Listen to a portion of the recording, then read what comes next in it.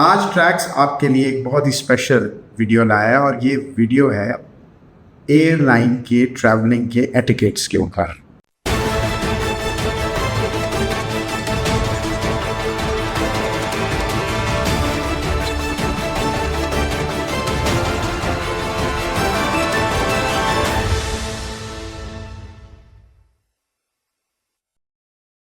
Covid ने 2019 के बाद एयरलाइन इंडस्ट्री को टोटली हॉट कर दिया और एयर ट्रैवलिंग तो दूर, रोड ट्रैवलिंग भी, रेल ट्रैवलिंग भी, ये सारी जो है कन्फाइन होकर रह गई।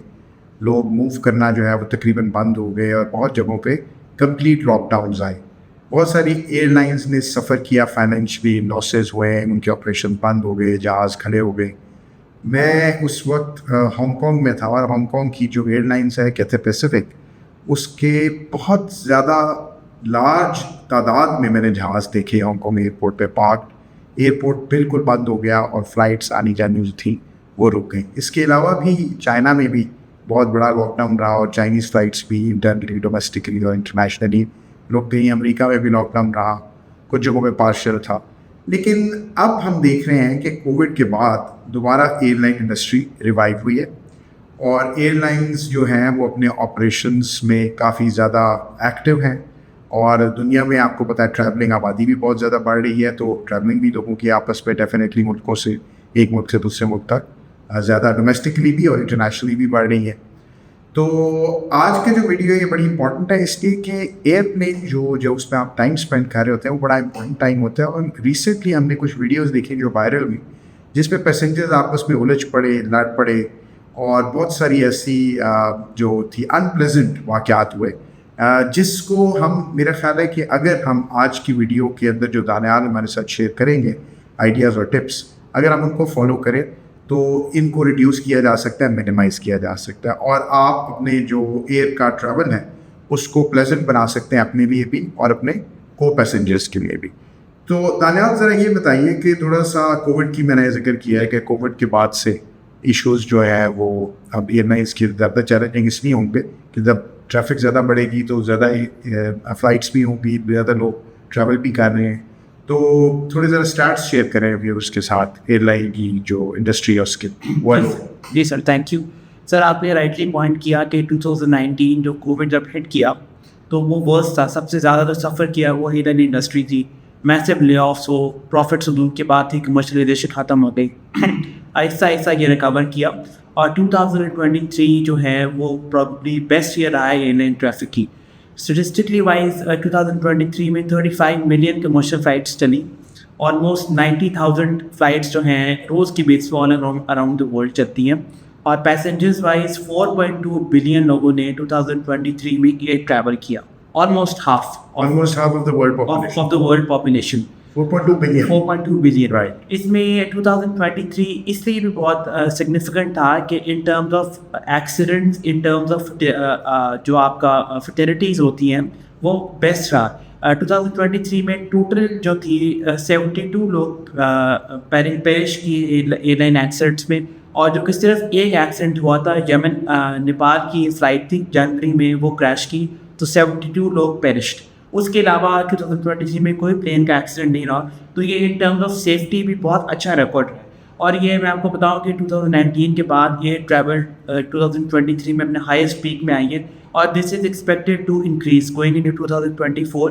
ये एयर ट्रैवल अब बढ़ेगा ही बढ़ेगा। तो वी कैन सेफली से कि जो कोविड के नेगेटिव जो एक नाइटमेयर था एयरलाइन इंडस्ट्री के लिए वो ख़त्म हुआ है and we will see more airline traffic in the coming years. Right. अच्छा दानियाल, ये बताया कि ये जो, जैसे मैंने अभी जिक्र किया कि ये फ़्लाइट्स के दौरान जी पैसेंजर्स के एक दफ़ा उलझ पड़ते हैं आपस में या केबिन क्रू के साथ भी जी थोड़े से बिहेवियरल इश्यूज़ केबिन क्रू के भी और उनके भी, लोगों के भी, क्योंकि लोगों की एक्सपेक्टेशंस भी कुछ होती हैं और वैसे भी शायद लॉन्ग फ्लाइट्स में स्पेशली लोग थोड़े फ्रस्ट्रेट हुए होते हैं। कुछ लोगों को आपको पता है ये ट्रैवलिंग, ये सिकनेस भी होती है और कुछ लोग स्केर्ड भी होते हैं ट्रैवल से, तो वो काफ़ी सारी चीज़ें एट प्ले होती हैं। लेकिन ज़रा थोड़ा सा ये व्यूअर्स को थोड़ा इसमें लाइटन करें और थोड़ा सा इस पर रोशनी डालें कि ये जो मिड फ्लाइट अनप्लेजेंट वाक़यात होते हैं, इंसिडेंट्स होते हैं, इनको कैसे रोका जा सकता है या कम किया जा सकता है? बिल्कुल सर, बहुत ज़्यादा हो रहे हैं आजकल और मैं आपको 4-5 आपको मेन बता सकता हूँ।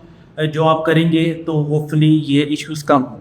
इसमें सर सबसे पहला है रिक्लाइनिंग सीट्स का। आपको पता है कि एयरलाइन में जो सीट्स होती हैं वो बहुत क्लोजली होती हैं, मतलब आपकी जो आयल होती है, विंडो होती है, they are very close together, तो आपके पास इतनी कोई स्पेस होती नहीं है। तो सबसे पहला इशू है सीट्स रिक्लाइनिंग का। बहुत सारे पैसेंजर्स मिड एयर में सीट्स रिक्लाइन करके, रिक्लाइनिंग का मतलब है कि पीछे कर लेते हैं, और ज़्यादा पीछे कर लेते हैं। इशू ये होता है कि आप जो आपके पीछे वाला होता है, आपको सबसे पहले उसकी भी ईज देखनी है। तो मैं आपको पहले बताता हूँ कि रिक्लाइनिंग कब नहीं करना चाहिए। जब मील सर्व हो रहा हो तो आपको रिक्लाइन नहीं करना चाहिए। जब आप देख रहे हैं कि पीछे वाला काम कर रहा है और फिर आप लैपटॉप पे काम कर रहे हैं तो आपको रिक्लाइन नहीं करना चाहिए। या जब आप देख रहे हैं कि वो शायद कभी लोग सो जाते हैं, तो वो कुछ लोग आगे टेक लगा के सो जाते हैं, तो आपको भी रिक्लाइन बिल्कुल नहीं करना चाहिए। इसका जनरल रूल ऑफ थंब ये होता है कि सबसे पहले आप पीछे वाले को देखें, आप हो सके तो आप परमिशन ले लें, क्योंकि आप उसकी भी पर्सनल स्पेस इन्वेड करें अगर आप बहुत पीछे चले जाएंगे। तो it's always better to communicate. आप पीछे वाले देख लें, अगर पीछे वाला कंफर्टेबल नहीं है तो आप उसकी प्राइवेसी रिस्पेक्ट करें। और इट्स ऑलवेज बेटर कि आप you are aware of your surroundings. अगर पीछे बच्चा बैठा हुआ है तो आपके पास ज़्यादा लग्जरी है, तो always communicate in before hand. और ये नहीं कि आपने जी की डिक्लाइन कर दिया, क्योंकि आपकी प्राइवेसी और उसकी प्राइवेसी दोनों इक्वली इंपॉर्टेंट है। तो पहले तो ऑलवेज कम्युनिकेट रिक्लाइनिंग के बाद। दूसरा टॉयलेट के एटिकेट्स, ये स्पेशली यूरोप में और जो लॉन्गर फ्लाइट्स हैं उसमें वैलिड होता है, क्योंकि जब आप यूरोप अमेरिका में अक्सर लोग जो है अल्कोहल पी के फ्लाइट्स पे चढ़ जाते हैं। जब आप अल्कोहल ज़्यादा पी लेते या फ्लाइट के दौरान भी कंज्यूम कर लेते हैं तो आपको ऑब्वियसली टॉयलेट ज़्यादा ज़रूरत पड़ जाती है। तो उसमें उसका ये अब कुछ लोग क्या करते हैं कि they hop over the other passenger, specially जिन लोगों की विंडो की सीट होती है, वो उन्होंने आयल अगर वो देखिए कि साथ वाला सो रहा है तो दे जस्ट हॉप ओवर। अब hopping over is generally not considered appropriate, specially अगर आप मेल फीमेल की बात आ जाती है तो इवन मेल टू मेल होता है तो इम्पोलाइट आप इनकी प्राइवेसी कर रहे हैं। वो पता नहीं किस एंगल में सो रहा है और आप जी एथलेटिक होके उसके ऊपर से कर रहे हैं, तो इंजरी का भी चांस है और एक पर्सन ग्रीवेंसेस हो जाते हैं। तो वो तो इसका जो सर बेस्ट हल है वो ये है कि आप जब आप फ्लाइट उड़ी है तो आप उससे जब आप हेलो हाई करते हैं अपने पैसेंजर से, आप उसको बता दें कि हो सकता है कि मुझे टॉयलेट जाना है, तो व्हाट इज द बेस्ट। अगर वो आपको बोल देता है कि I will be sleeping, feel free, तो यू आर। अदरवाइज आप उसको पोलाइट सा टच करके आप कहें कि मैंने बाथरूम जाना है, तो मोर ओवर ही विल वो उड़ जाएगा और आपको जगह दे देगा। Then again communication is the best है।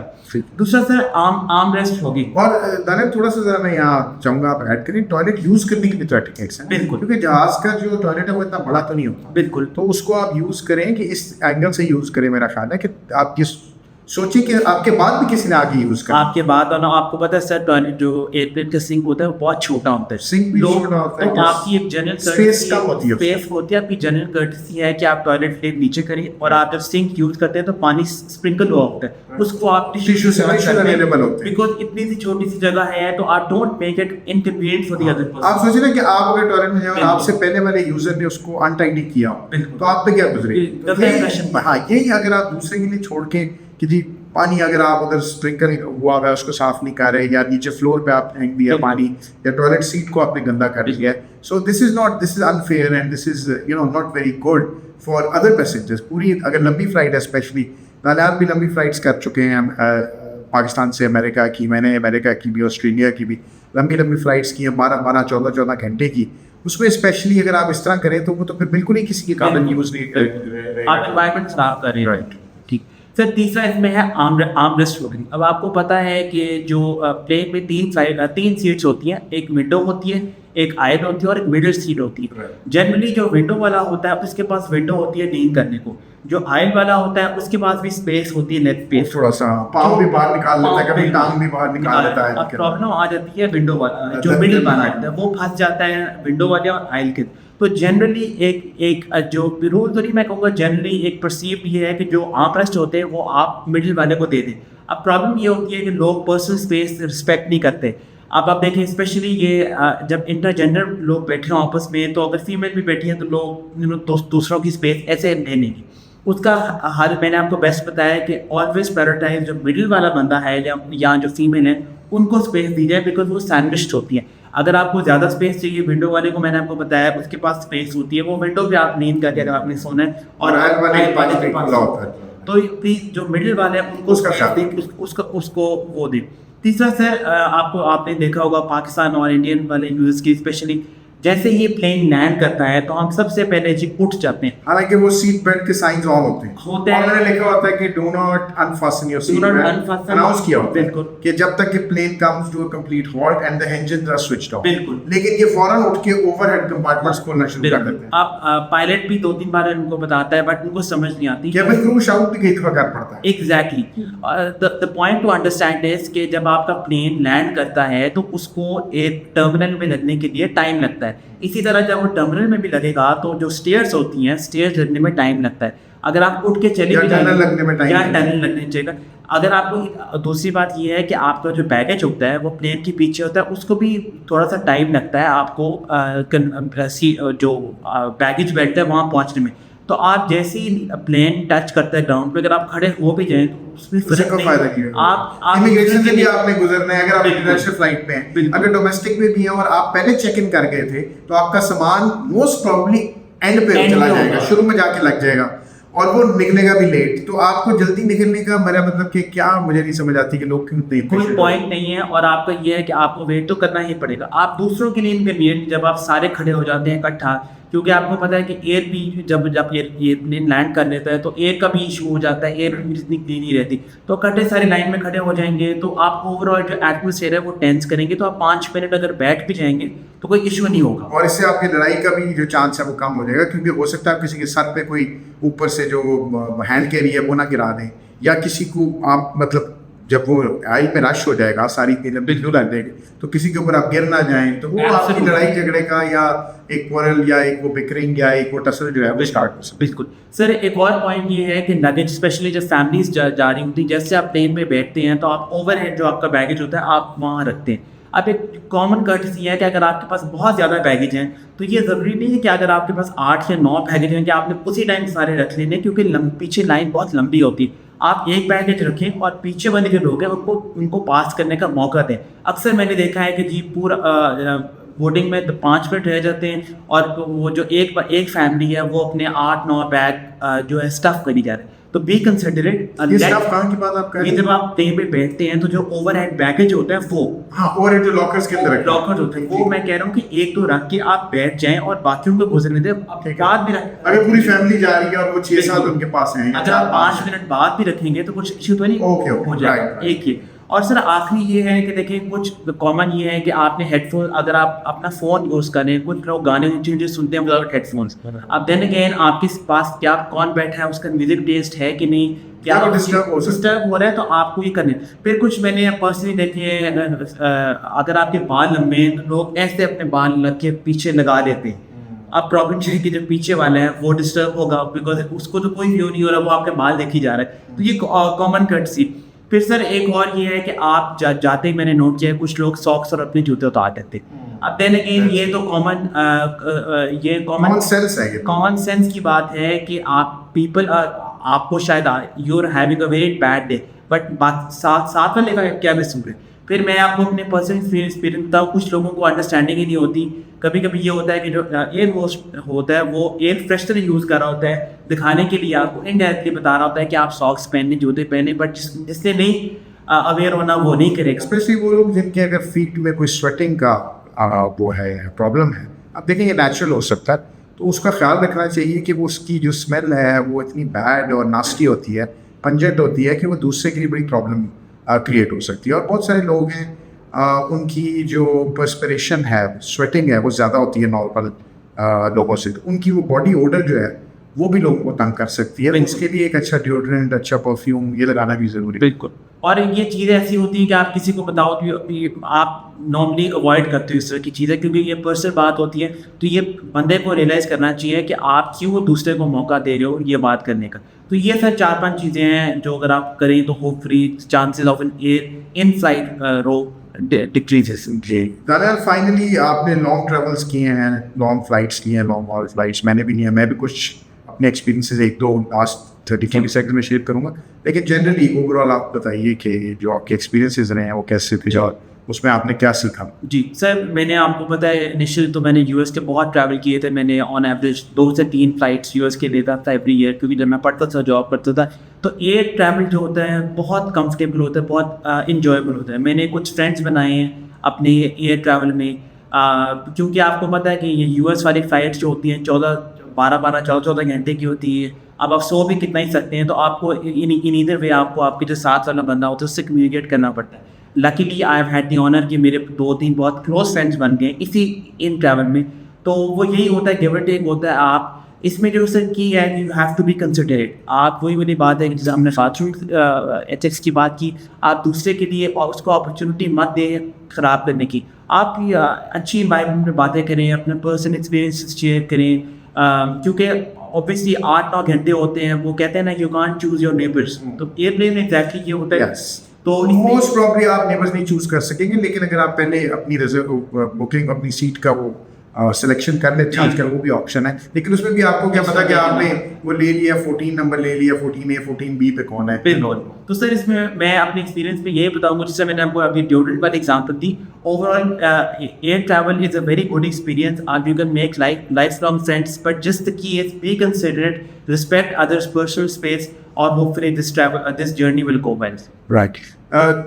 देखिए, दानियाल ने बड़े अच्छे तरीके से, बड़े एग्जॉस्टिव वो कुछ आपको टिप्स दिए हैं कि जिनको अगर आप फॉलो करें तो अपने एयर ट्रैवल को अपने लिए भी प्लेजेंट बना सकते हैं और अपने को पैसेंजर्स के लिए उतार सकते हैं। एक और टिप भी मैं आपको दूंगा, आप माउथ वॉश भी साथ एक छोटा सा ज़रूर रखें, क्योंकि sometimes you know when you are sleeping your mouth opens and if you have taken food during specially long flight, और वो ऐसे होता है कि वो कई दफ़ा मुंह खुल जाता है सोते हुए, और जो साथ पैसेंजर होता है अगर वो जाग रहा है तो your bad breath can really be very annoying.